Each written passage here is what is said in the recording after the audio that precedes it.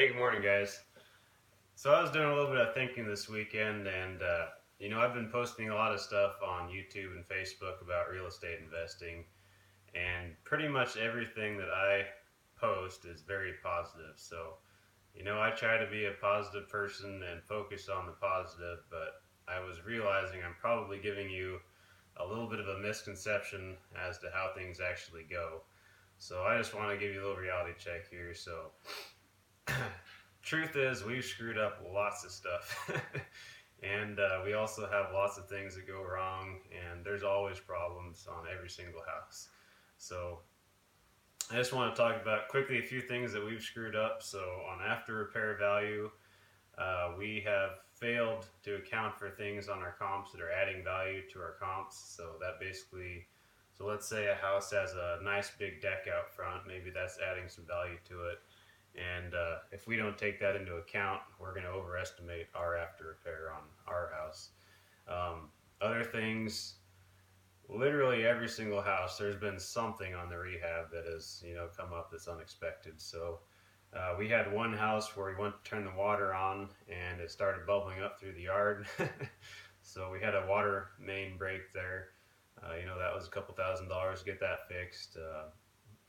If we would have turned the utilities on before we bought the house, we could have known about it, but that's just hasn't been our standard practice. So other things, so we had a house that we did the walkthrough on before we bought it, and the roof it needed a new roof, but we thought we could just add another layer.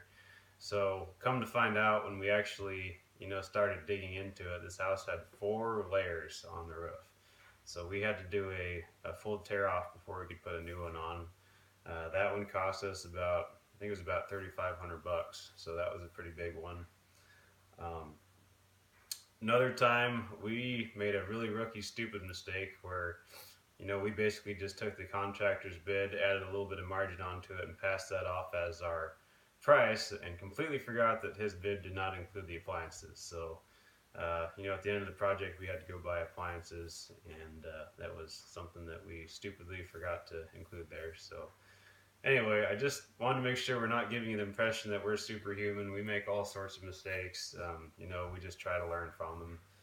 And, the other thing is how you deal with the problems makes a huge difference. So I see a lot of people that they just get, they get all worked up and frustrated every time something goes wrong on one of their projects. And, if I got frustrated every time something went wrong, I would be miserable.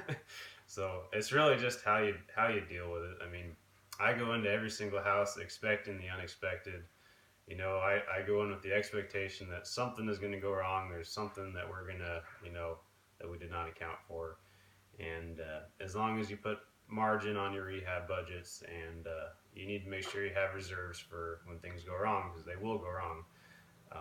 You're going to be okay. So, that's really the message for this morning. So, make sure you are conservative on your numbers. Make sure you have adequate reserves for maintenance issues and things that can go wrong in your rehabs. And just deal with things as they come up, and don't get frustrated with it, because it's gonna happen. And the other thing is, when you actually have properties that are complete and under management, even though we have property managers dealing with the tenants directly, we still have tenant issues. We have houses where, for one reason or another, the tenant's not paying rent, or they're paying late, and you got to stay on top of your property manager, make sure that they're doing their job also. So it really is a management intensive thing, real estate investing. So that's really it for this morning. Thanks.